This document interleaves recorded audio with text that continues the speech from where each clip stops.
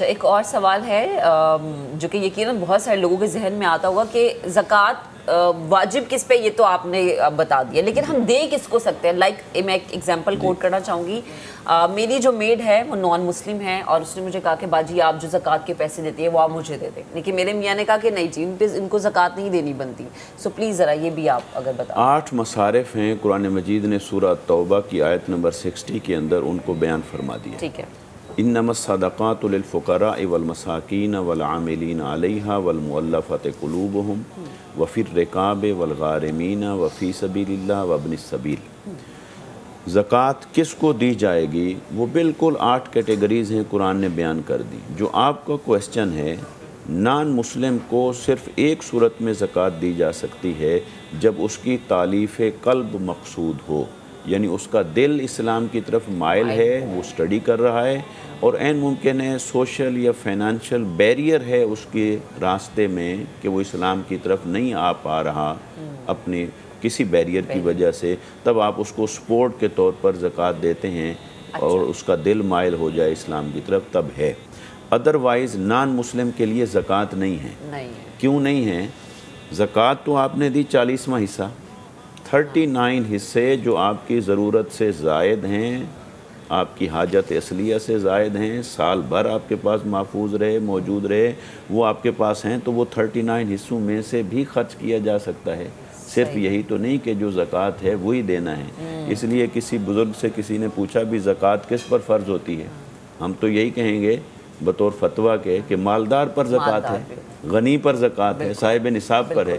تو انہوں نے بڑا انوکھا جواب دیا. انہوں نے کہا کہ کنجوس اور بخیل کے اوپر زکوٰۃ فرض ہوتی ہے. میں نے کہا وہ کیسے؟ کہا کہ وہ مال جو سال بھر اس کے پاس موجود تھا، اس کی ضرورت سے بھی زائد تھا، پھر سال کے آخر میں اس نے اس کے 40 حصے کیے اور ایک حصہ اٹھا کے اللہ کی راہ میں خرچ کیا، اور 39 پھر بھی اس کے پاس موجود ہیں. تو کہنے کا مطلب یہ ہے کہ جب ہم یہ سوچتے ہیں کہ جس کو بھی جو دینا ہے وہ صرف زکوٰۃ ہی کی کیٹیگری میں ہم اکاموڈیٹ کر لیں، تو ہمیں تھوڑا دل کھلا کرنا چاہیے. زکوٰۃ دیں اسے جو مستحق ہے قرآن کے مطابق اور شریعت کے مطابق. پھر اللہ نے آپ کو ریسورسز دی ہیں، اس کے علاوہ بھی مدد کی جائے. اس لیے قرآن انفاق کی بات، یہ جو اپنے مستحق والی بات کی، میں ذرا یہیں سے اب کہا یہ بھی جاتا ہے کہ جی آپ اپنے ارد گرد دیکھیں اور اپنے خاندان میں دیکھیں، اپنے رشتہ داروں میں دیکھیں. تو میں چاہ رہا ہوں کہ وہاں ہم کیا پریویلیجز سیٹ کر سکتے ہیں؟ کیا بھائی بہنوں پہ جو ہے یہ واجب ہے، کیا ان کو دی جا سکتی ہے؟ والدین کی تو ممانعت ہے، تو ذرا چاہ رہا ہوں کہ اس پہ بھی تھوڑا سا آپ بتا دیجیے. دیکھیں، زکوٰۃ کے لیے قرآن مجید نے ایک لفظ استعمال کیا فقیر، ایک لفظ استعمال کیا مسکین. ان دونوں میں فرق یہ ہے، ایک شخص وہ جو بنیادی ضروریات کو کسی طرح سے میٹ ود کر تو رہا ہے مگر تنگ ہے بنیادی ضروریات کو، وہ فقیر ہے. اور ایک ہے جس کے پاس بنیادی ضروریات میں سے ساری اویلیبل ہیں ہی نہیں، کچھ ہیں کچھ نہیں ہیں، لہٰذا وہ مسکین ہے. تو گویا جس کا گزر اوقات تنگی سے ہو رہا ہے اور بنیادی ضروریات کو پورا نہیں کر پا رہا، اس کو زکوٰۃ دی جائے گی. اب زکوٰۃ جب دی جائے گی تو پرائرٹی یہی ہے کہ الاقرب فالاقرب، جو آپ کے سب سے زیادہ قریبی ہے وہ سب سے زیادہ مستحق ہے. مگر جس کو نہیں دے سکتے قریبی رشتہ داروں میں سے، وہ ایک تو انسان کے اصول ہیں. اصول سے مراد ہے ماں باپ، پھر ان کے ماں باپ یعنی دادا دادی، نانا نانی، اوپر تک. اسی طرح فروع یعنی اولاد کو نہیں دے سکتے، اولاد پھر اولاد کی اولاد، ان کو نہیں دے سکتے.